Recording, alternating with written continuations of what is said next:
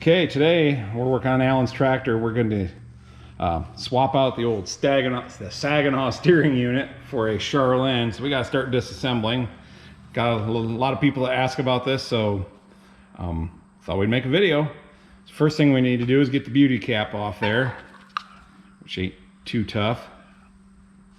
And then there's a nut in the middle here. Set a wrench over there for you, Alan. That's a 1/2 inch nut. And you just might have to, got to hold that chrome knob to keep it from turning.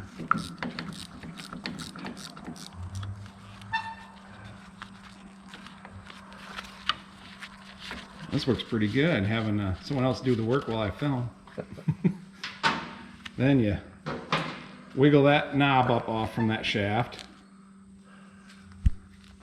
and set that off to the side.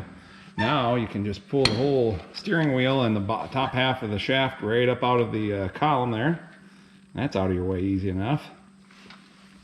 That's kind of nice if you're ever having to work on your gauges. You want to pull that whole gauge cluster off for some reason. You can do that, get the steering wheel off.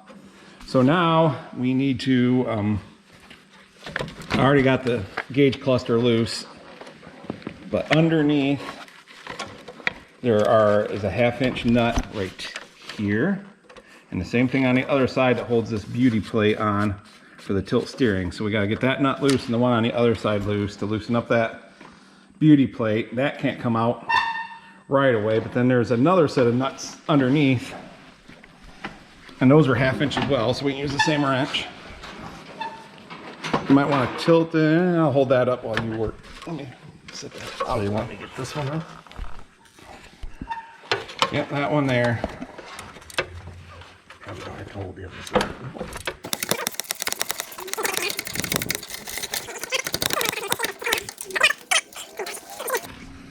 Washer underneath it, and then there's the same on the other side.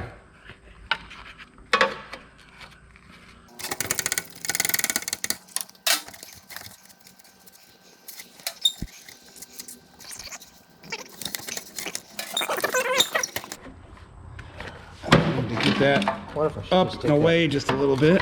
Take that right off. Oh, you can't take that off because all those wires are hooked up. Okay, I got that up enough to wear. Okay.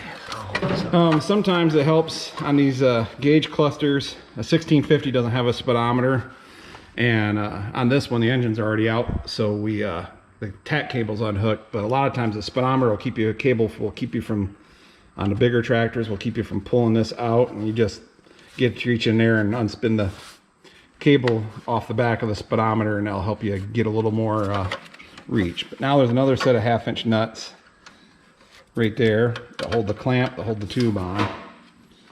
So you got to loosen them up, and that's actually the same stud that goes all the way through. So you might have to use a wrench on each side, because since it's actually the same stud. Yeah, you're turning the stud but not turning the nut, so it's working. Now it's turning it. You want to hand me that other wrench and I'll hold it while you turn the other side. But yeah, that's one continuous bolt or stud that goes through there. We don't have to take it all the way out. We just got to get it loose enough to where the clamp ain't clamping anymore. This outer, depends on how, sometimes they're really loose. This one seems to be good and tight, but that outer tube should slip off now. This is going to be one of the tight ones. Yeah, our clamp's definitely loose. I don't know if we can slide that clamp up. There's a slit in the tube that we could possibly put a chisel underneath it. Yeah. Or Want me to loosen that a little bit more? I think it's just hanging up on dirt and paint. Oh. This means the steering motor hasn't been leaking. It's usually when they're leaking out the top shaft, they get loose up there because everything's well lubricated. This one steers, but it doesn't steer the best, and with a loader on it, it's just gonna steer so much nicer with a Charlene update, and that's why we're doing this.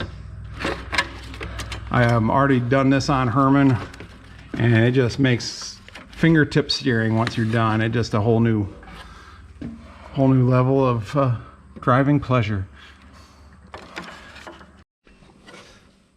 Okay, it was a struggle. That baby was kind of rusted on there, but you can go ahead and the clamp underneath is going to keep that beauty ring. So now we need to slide the clamp off the bottom of the tube there to let the beauty ring slide off, so you can pull the tube out through the...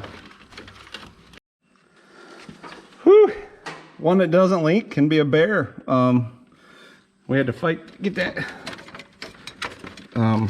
clamp down past the tube, get the tube up, but now once that clamp is off the bottom side of the tube pulls right off like that.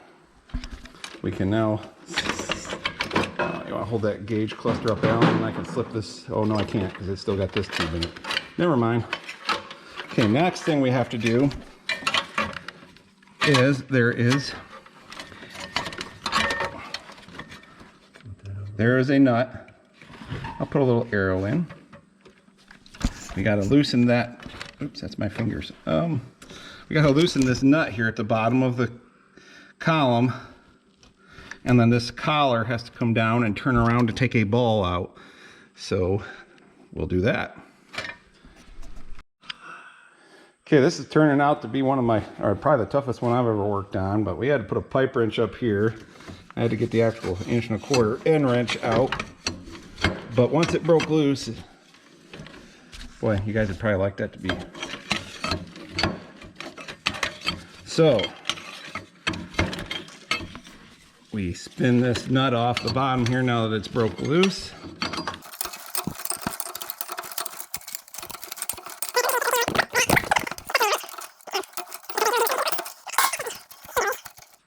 Okay, now there's this collar here. We got to drive that down because it's tapered. The shaft is tapered and the collar is tapered, and that locks the splines together and keeps everything nice and tight. So if your column is a little loose and you get this part, if it's loose down here, you can adjust this rod, which we'll put later on. But if it's like wobbly in this part, you can tighten this nut up, and it pushes that collar up on there and squeezes down tighter on the splines. So if you just want to tighten things up that way but not change out your steering unit, it's a way of doing that. So I'm thinking the way we've been going, we're gonna have to get a hammer and some kind of punch of something to get that collar to pop down. Think you can get it, Alan? Okay, we tapped on that with a hammer and a punch, got this collar broke free. So there's a hole here, and you have to spin it around, and there's a ball in there. There's the hole, you can see it. And so we have to turn, and of course it ain't gonna be facing the camera. Will that ball fall out? It could fall out, we don't wanna lose it. Well, actually, what I'm gonna do,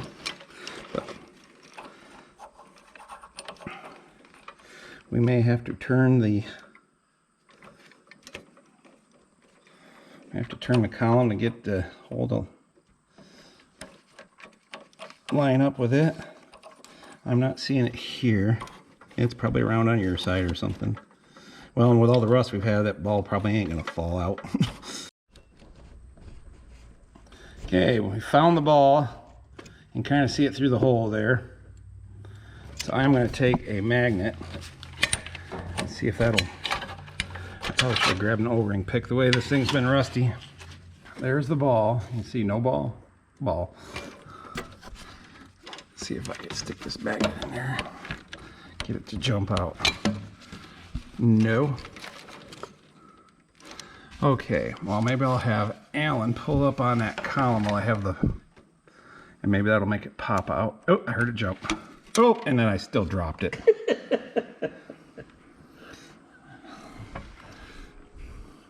You can't make this stuff up, people. It's somewhere there in the dash. So don't do what we just did. And but now you should be able to pull this part right. Probably gonna take some more wiggle. Is it coming? It's coming.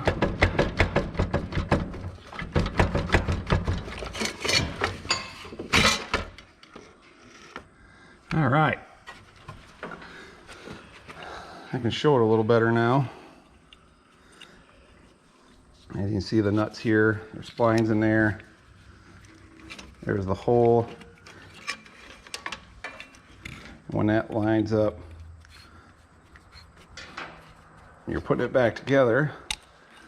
Under normal circumstances, you stick the ball in there. You gotta line up the hole with the inner hole. Trust me, it's in there. But anyways, you stick the ball in, then you tighten it down, and that collar moves, the hole moves up. Now you turn the collar so the ball can't fall out.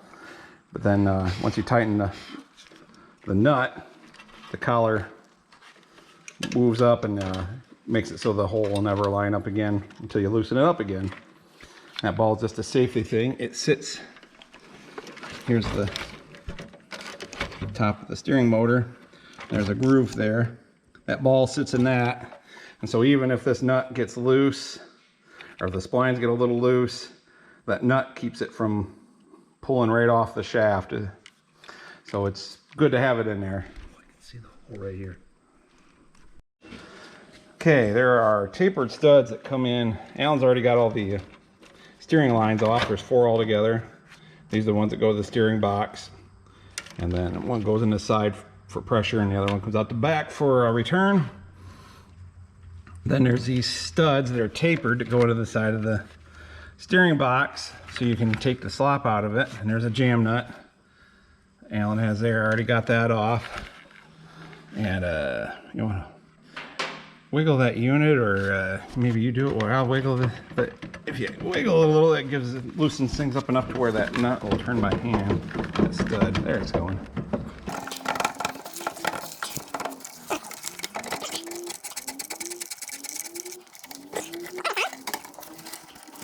That's hitting that throttle rod, but I think it's off enough to where we can just move it to one side. And I push the tilt button.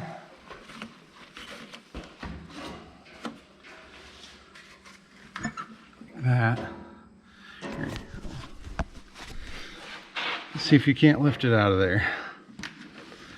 Like scoot the bottom out first and try to hold it to your left. It might still be grabbing in this stud on the one. No, you got it. You got her. Just watch out for wires. And there it is. Steering motor out.